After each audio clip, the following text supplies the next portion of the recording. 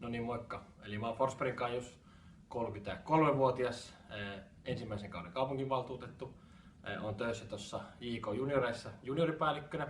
Pyöritän siinä semmoista 5 vuoden sadan lapsen kortteliigaa kesäisin ja sitten hoidan 6-7 joukkueen asioita, valmennan valmentajia. Oon jyväskyläläinen, Vuojonmaan lukiosta, urheilulukiosta aikanaan valmistunut ja liikuntatieteellisessä opiskellut liikunnan opettajaksi.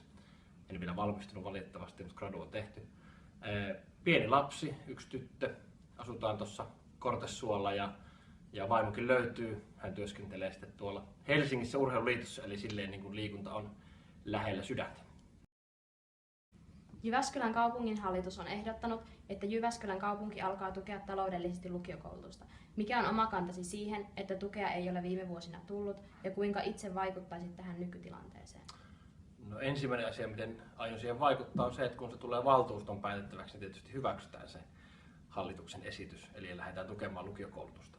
Itsehän olen toiminut lukioliikelaitoksen johtokunnassa varajäsenenä viimeiset 4 vuotta, eli käynyt muutaman kokouksen vuodessa siellä paikan päällä katsomassa niitä madonlukuja, kuuntelemassa kuinka monta kurssia lopetetaan, kuinka monta kurssia lakkautetaan, kuinka paljon ryhmäkoot kasvaa, kuinka paljon tilat pienenee ja mitä lukioita meillä lopetetaan ja mitkä yhdistetään.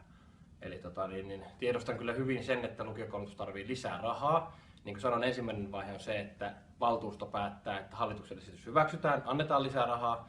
Tulevaisuudessa sitä pitää antaa lisää vielä. Itse näkisin hyvänä vaihtoehtona, että lukiokoulutus siirrettäisiin kokonaan takaisin kaupungille.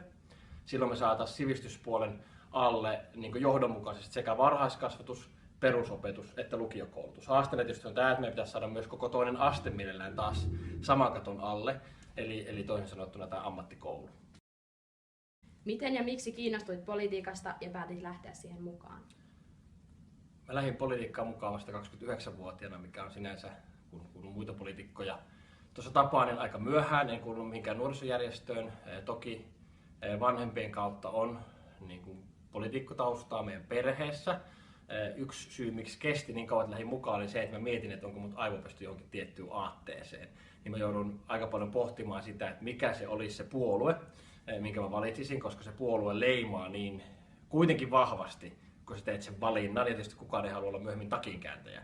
No, itse valitsin sitten kokoomuksen pienen pohdinnan jälkeen ja lähdin vähän extemporeen 2012 vaaleihin. Ja suureksi yllätykseni ja varmasti monien muidenkin yllätyksiksi pääsin silloin läpi aika pienellä budjetilla ja nyt tietysti yritetään uusia temppuja. Jos saisit muuttaa yhden asian Jyväskylästä, mikä se olisi ja miksi?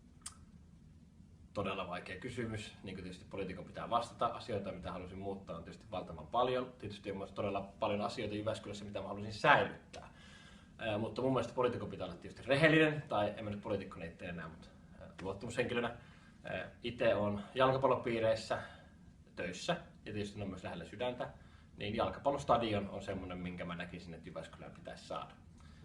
Ensinnäkin sen takia, että jalkapallo on Jyväskylän, Keski-Suomen, Suomen ja maailman harrastuin laji, eli Jyväskylässä löytyy kaikista eniten kaikkia lajien harrastajista on jalkapalloilijoita, niin tyttöjä kuin poikia. Lisäksi meillä on sekä naisten että miesten liigajoukkueet, ykkösjoukkueet noussut pääsarjaan, eli sitäkin kautta siellä olisi tälle tarvetta.